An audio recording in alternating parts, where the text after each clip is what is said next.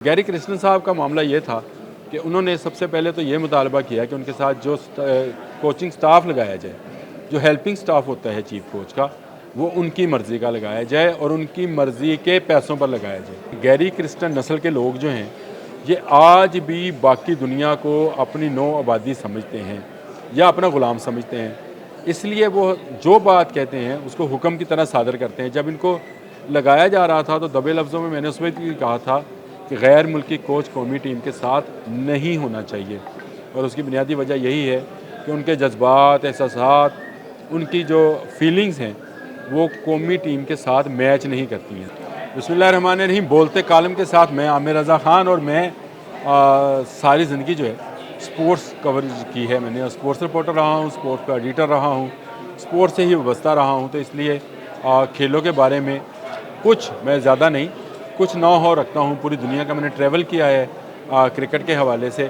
आज जब एक तनाज़ा बना गैरी कृष्णन के इस्तीफ़े को लेकर, तो मेरा दिल किया कि इस पर भी बात करनी चाहिए, लोगों को हक़ाइक़ बताने चाहिए कि वो क्या पस मंज़र है जिससे निकल कर गैरी कृष्णन ने एक ऐसी सूरत हाल पैदा कर दी पाकिस्तान क्रिकेट बोर्ड के लिए कि ऐन उस दिन जिस दिन पाकिस्तान क्रिकेट टीम के 7 प्लेयर्स ने ऑस्ट्रेलिया जाना था वाइट बॉल क्रिकेट के लिए, उन्होंने अपना रिज़ाइन कर दिया।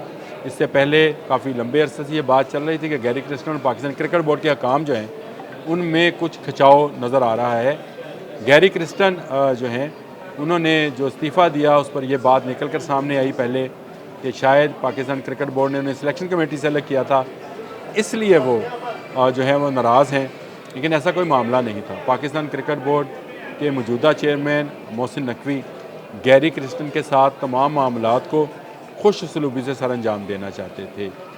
ये मुझे इसलिए पता है कि उनके मजाज का हिस्सा नहीं है कि जिससे एग्रीमेंट किया जाए उसको तोड़ दिया जाए, लेकिन उनको शायद गैरी कृष्णन के मजाज का पता नहीं था। मैं 2003 में वर्ल्ड कप कवर करने के लिए साउथ अफ्रीका गया था। उस वक्त मुझे ऐसा अंदाज़ा नहीं था जैसा कि हम पढ़ते थे अपने तालिब इल्मी में या उसके बाद भी पढ़ते रहे कि नेल्सन मंडेला स्याफ़ाम लोगों के हकूक़ के लिए कैसे काम करते हैं।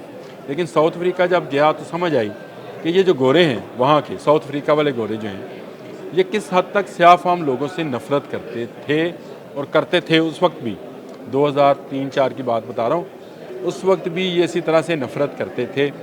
और वहाँ पे कई इलाके, कई आबादियाँ ऐसी थी जहाँ पर स्याफ़ाम लोगों को जाने की इजाज़त नहीं थी।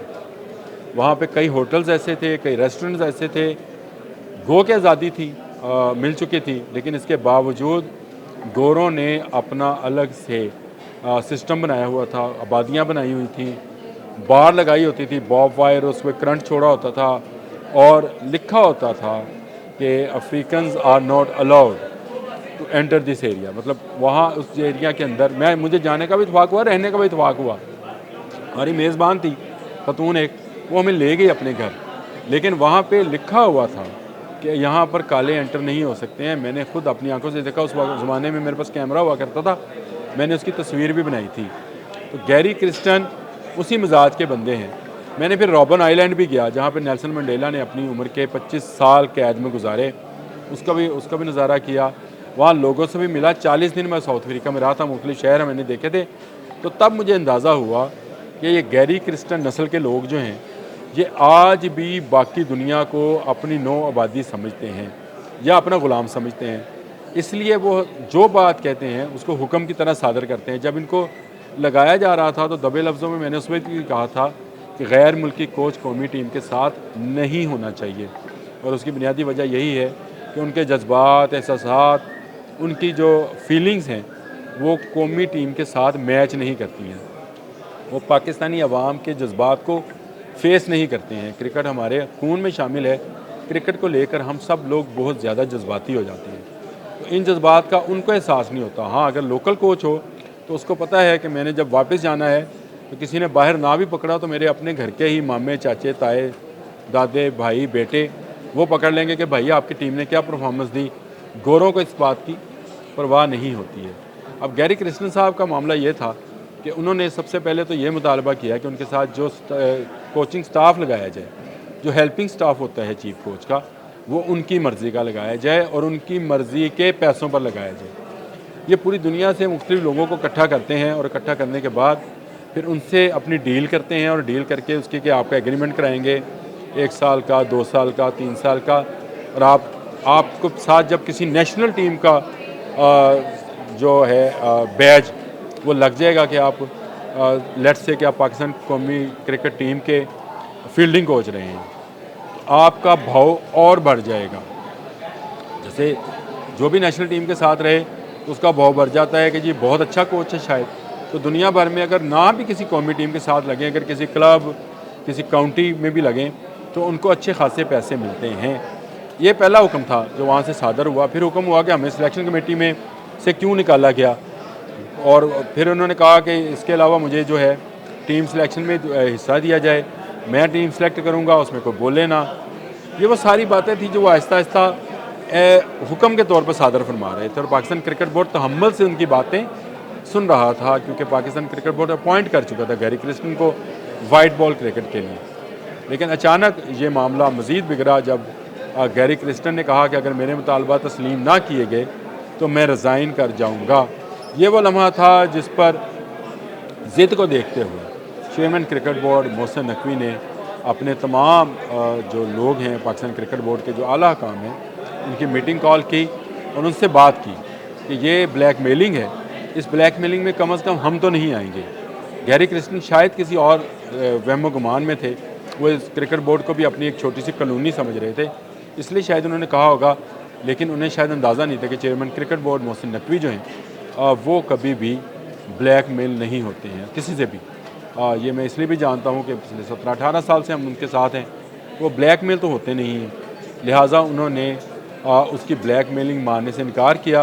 उनसे ना सिर्फ ये कहा कि वो पाकिस्तान भी आएँ एग्रीमेंट के मुताबिक, उनको यहाँ वक्त गुजारना है, यहाँ क्रिकेटर्स को देखना है, यहाँ के लोगों के साथ रहना है और यहाँ कोई कोचिंग करनी है। ये नहीं कि आप अपने मुल्क से उठें ऑस्ट्रेलिया चले जाएँ, ऑस्ट्रेलिया से वापस अपने मुल्क चले जाएँ और डॉलर्स में आप हमसे पैसे लेते रहें और डॉलर्स में आप अपने बाकी स्टाफ को, कोचिंग स्टाफ को भी जो है वो पैसे दिलवाते रहें। इस पर गैरी क्रिस्टन ने जो रिज़ाइन कर दिया, जिसको फौरी तौर पर कबूल कर लिया गया है, और रेड बॉल क्रिकेटर जो गिलेस्पी हैं, जैसन गिलेस्पी, उनको पाकिस्तान वाइट बॉल टीम के साथ एज एन ए कोच लगा दिया गया है।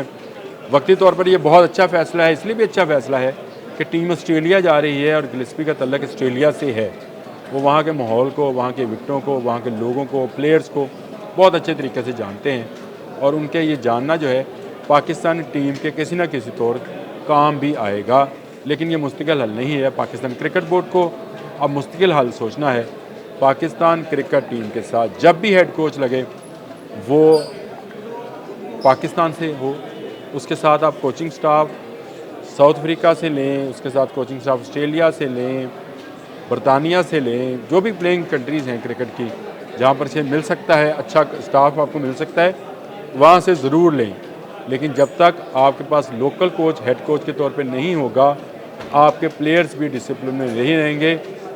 बहुत सारे मामलात में ये मानना पड़ता है कि गोरा जो रिलैक्स करता है, हम लोकल लोग उसको रिलैक्स नहीं करते हैं। तो इस वक्त टीम में डिसिप्लिन बहुत ज़रूरी है। जिस तरह की सियासत माजी में रही है, उस सियासत के अभी कुछ ना कुछ असरात बाकी हैं। गो मोहसिन नकवी ने बहुत हद तक जो असरात हैं वो कम किए हैं।